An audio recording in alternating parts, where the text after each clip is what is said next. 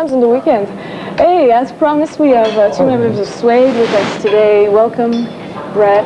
Hello, Natalie. Hello, Natalie. How are you? Nice to have you guys. And nice to be here. How are you? How is the tour going? It's going all the better for being in Canada, actually. This is a lovely place. Yeah, it's going really well. It's a bit strange coming from England for sort of playing big places. What is strange? In England we're playing to like 10,000 people. It's very bizarre to come to like Washington and play to sort of 300 or something. But it's really good. It's a completely different atmosphere from in England, but it's lovely all the same. But I thought you guys, I read somewhere that you guys really were into like playing smaller venues, because you got offers to play big stadiums, and like a lot of young bands would like jump on to open up for a big act in major stadiums and to break in North America. And you got offers. I think I heard about that, and you guys sort of like decided to go do your own shows. And yeah, we got a lot of sort of like support offers and stuff, as you always do when you're start to become successful and you're a young band and all that. But it's important to show your own show, you know. Playing to someone else's audience is always slightly demeaning, no matter who they are. It's always been our intention when we play live there's something about playing live, the intimacy you can only get, and beyond a certain number of people. When you get too many people coming along, it gets a bit of a kind of like pointless exercise. You might as well be watching a video or something like that. Watching four sort of like tiny pinheads from about 3 million miles away is slightly pointless. Creating a circuit between the band and the audience is really what playing live's all about. Taking it into a different dimension, something that the records could never achieve in a way. what about an event like Lollapalooza, who's not like really like somebody else's audiences, but like a festival of like people that like the same kind of music? And well, I don't really think we fit into that mentality. Really, we're not a very I don't friendly. know. Yeah, we're not very sociable or friendly, and I don't think we'd really go down. It would really work for us, kind of like getting drunk with and being chummy with sort of bands. We kind of tend to turn our music into a very separatist affair, really, which is what we like doing. It's just the way we are. We're all kind of like quite hung up about things. this album just been out not very long ago, and it's getting, you guys are getting really big really fast. You went, so how do you feel about fame? How do you feel about all this Good success laugh. coming in? That's all right, Anyone whose ambition is to become famous is barking up the wrong tree a bit. I mean, it's a side effect of making really good records and making records that move people. If we were in it for the fame, then we'd be taking our clothes off and stuff and becoming controversial. And it's a nice thing. It's obviously a lovely thing to have people who care about you all over the world. It's a beautiful thing. But it's a means to an end. It's not what we're in it for. We're not here to become media stars. No, it's kind of quite a laugh and stuff, but it does actually tax your brain, and you have to become a slightly different person sometimes. And we're only experiencing the tip of an iceberg, and God knows what it's like for people that are kind of internationally famous. It must be ridiculous for them. But they must have to actually live as quite unusual human beings. Does it bother you to be recognized or to be followed? It depends what the sort of recognition is. There's a lot of people in here, and they're all really... This lot, really... This is great. They're wonderful. Look at this lot. They're brilliant. These just turned up. It's like just turned up out of nowhere, and then this is lovely. This lot. Occasionally you go to countries and there can be there's a sort of like an obsessive side to people which can turn into something which could be quite mentally dangerous. And then there's of course the other side, which is people recognising you and giving you a load of hassle because they think you're a prat. Which happens as well.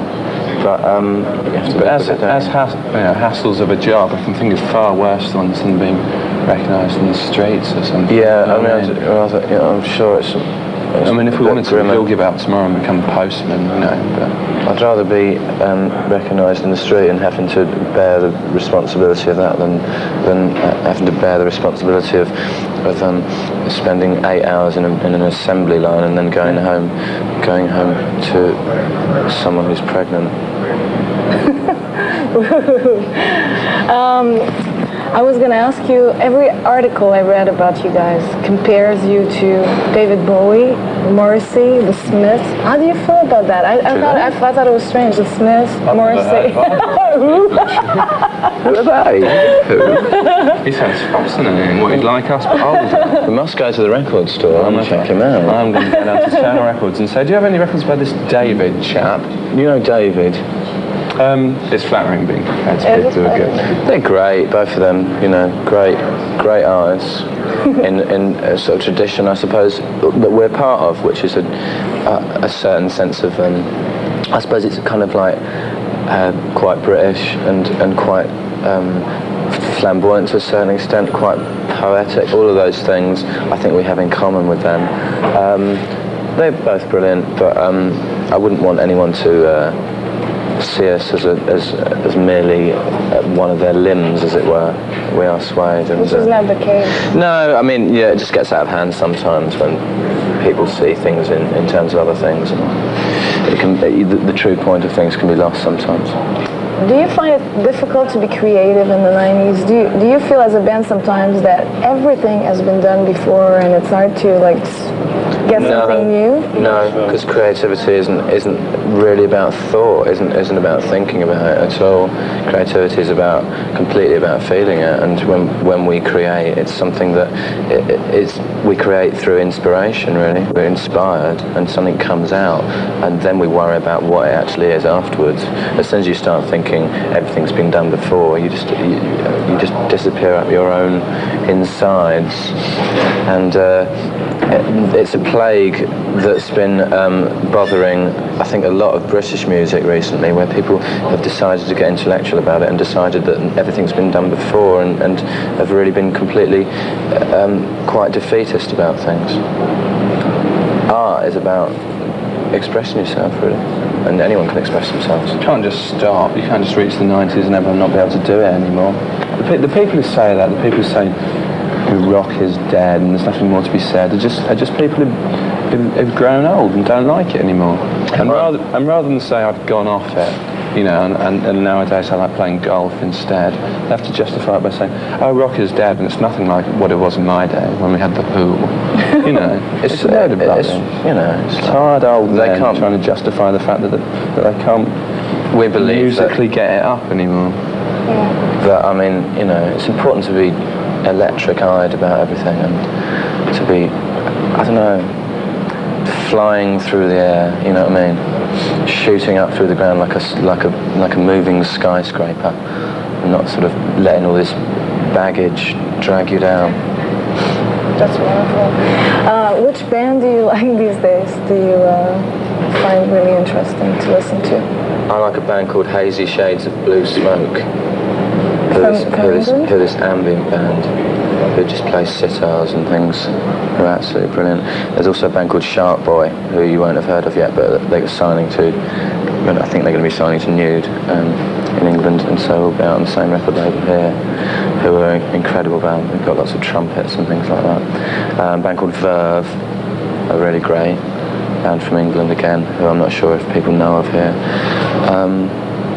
Verve, yeah. Yeah, Verve are great. What about you, Matt? What do you like? I like the Cowboy Junkies. Oh yeah, do you like Canadian music as well? I read that somewhere. I love Neil Young. Neil Young is the coolest. After the Gold Rush might be the best album ever made. And we spend all our time impersonating him in the tour bus. All alone, the captain stands. For hours and Hasn't hours heard and from hours. his deck hands. And I promise you, it just gets funnier. It does. I would love to hear that. I never tire of it. It's great. We have listened to After the Gold Rush sort of 5 times in a row before We sometimes leave it on, and the CD player just repeats over and over again for like kind of 6-hour journeys and things like that. That's great. So you He's guys the are... greatest. Is he around? Does he live in Canada? Neil Young? Yeah. No, I think he lives in the States. He's moved to Switzerland, apparently. Oh dear. Oh, maybe he lives in He's your bought a barge on Lake Geneva.